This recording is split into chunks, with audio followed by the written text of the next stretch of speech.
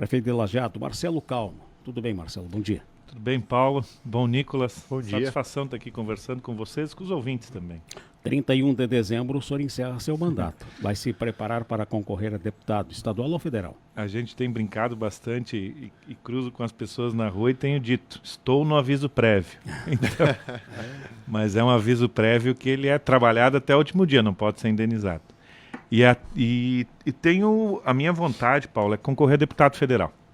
Então vou me preparar nesses próximos anos, deixando o executivo de Lajeado, para que a região tenha efetivamente um representante lá em Brasília que possa contribuir. A decisão justamente entre deputado federal e estadual é pela necessidade e pela possibilidade de auxílio a todos os municípios que um deputado federal consegue fazer. Então, não é um pleito fácil, é um pleito complexo, porque precisa de muito voto, mas a gente vai com muita vontade, contando com a participação e o apoio de todos aí da região. Depende da legenda, a quantidade Também. de votos.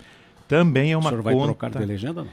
É uma conta que precisa ser feita, é uma conta que nesse momento é difícil de fazer, mas repetindo as últimas eleições, é uma eleição muito complicada dentro do Partido Progressista, partido que eu estou hoje.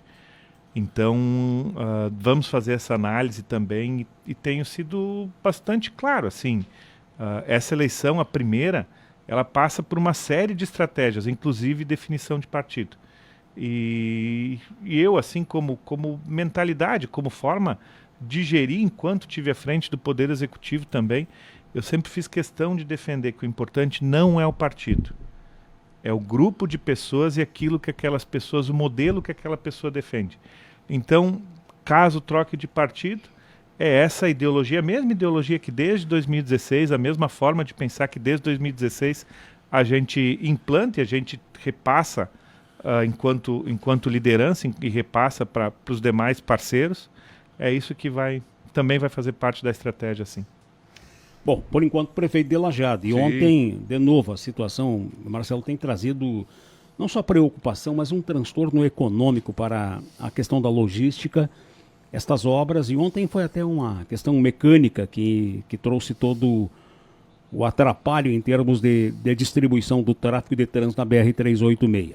Para variar ali no processo de elevada, acesso para a montanha, acesso para o Santo André, ontem estavam arrebentando o concreto que foi feito há um tempo atrás pela outra empresa que estava construindo. Uma constrói, a outra agora botaram duas articuladas ontem a arrebentar o concreto que tinha sido feito. Dá uma confusão. Sim, e nos últimos 30 dias a gente esteve reunido com a CCR em Porto Alegre e uma das reivindicações que a gente sempre fez é que tivesse novamente restabelecido um gerente, uma gerência aqui na região, para que o trato fosse mais simples. Esse gerente foi apresentado, mas a gente ainda não deu contato do gerente. Nós temos um interlocutor que sim, auxilia, mas ainda não é o que precisa. E é uma série de reivindicações. A concessionária ela precisa dar atenção. Melhorou a comunicação, mas a importância das obras, a velocidade das obras, a repercussão que a concessionária tem e nesse ponto aqui, nós estamos desde maio com a Ponte Seca, que é um dos principais acessos de Lajeado, naquele estado caótico. O município de Lajeado tentou fazer a intervenção, tivemos que paralisar por notificação, por multa de banco, por uma série de coisas. Desde então, estamos gestionando junto à concessionária e ainda não foi sensibilizado. Então, é uma empresa muito grande e ela precisa dar atenção para essa concessão aqui no Rio Grande do Sul. Porque, enfim, de todos os contratos, às vezes parece que dá mais atenção para outros locais ao invés aqui do Rio Grande do Sul. Bom, prefeito, em relação ainda a esse cenário de infraestrutura, como está o trabalho na Ponte de Ferro? Já iniciaram alguns trabalhos de pavimentação? Como que vocês têm tratado isso, até para que não interfira também no fluxo que é intenso nesse local? O intuito é que seja feito o mais rápido possível, sem paralisação na obra lá da Ponte de Ferro. Mas, naturalmente, enquanto estiver em execução, vai ter transtorno. E o transtorno antes da pavimentação, com manutenções constantes, ele também já existia. Então se decidiu por fazer agora, porque depois de pronto resolve aquele problema do acesso lá na Alberto Pasqualini, entre a Ponte de Ferro até o início do asfalto. E aí está resolvido.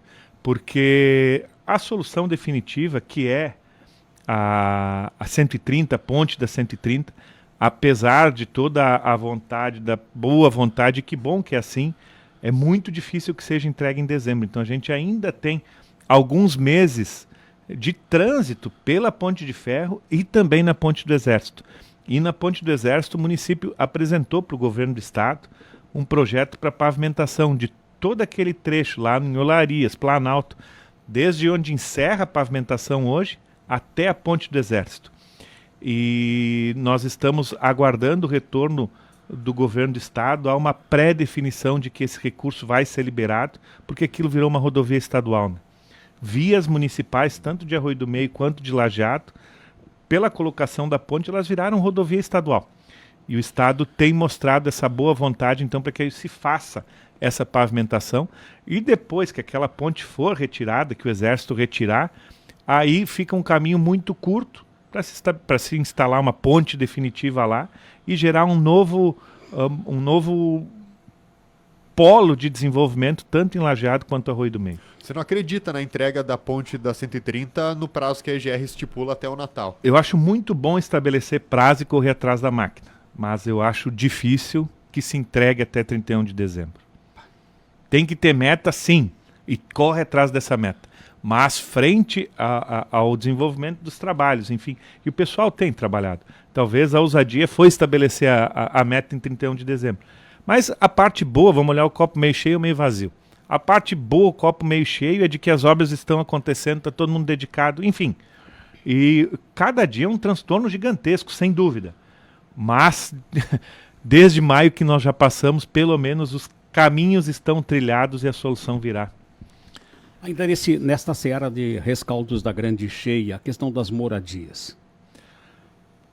Assim, eu costumo dividir entre moradia de setembro de 2023 e cheia de maio de 2024.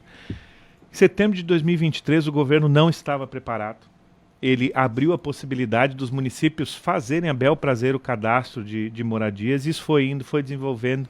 E conforme vai indo, o município vai vendo o quanto é complexo e quanto isso refoge para a responsabilidade do município, até que em junho ou julho deste ano, depois da cheia de maio, que o governo consegue estabelecer regras objetivas para atender tanto a enchente do ano passado, de 2023, quanto a enchente de maio. Então, a gente deve assinar agora, ainda até a primeira quinzena de setembro, o contrato efetivo com a Caixa para os 2 programas que foram cadastrados em setembro de 2023. São 150 casas, Minha Casa Minha Vida,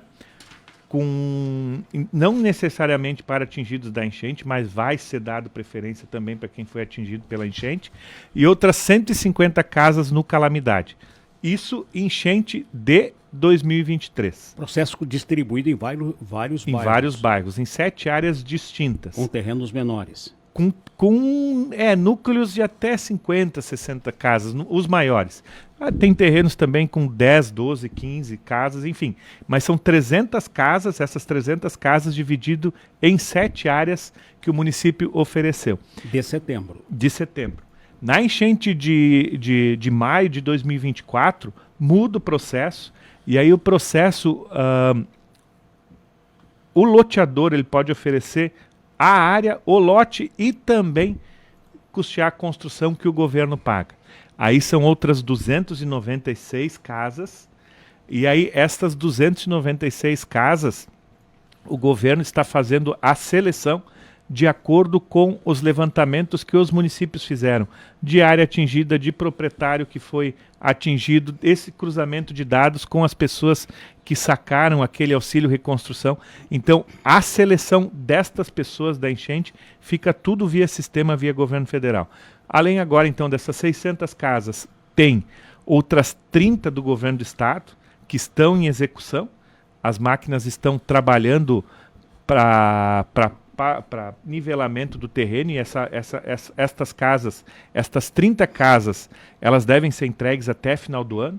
Depois nós temos outras 10 casas da iniciativa privada, que é aquele programa Uma Casa por Dia, e tem outras 6 casas da ONG dos Estados Unidos. Acredito então que para esse ano de 2024 a gente tenha em torno de 50 casas definitivas sendo entregues. E depois, ao longo de 2025 e 2026, as outras 600 casas que estão deferidas para Lajeado. A o Estado, a Prefeitura e o Estado ainda estão pagando aluguel social? Sim, o município está pagando aluguel social. Quantas famílias?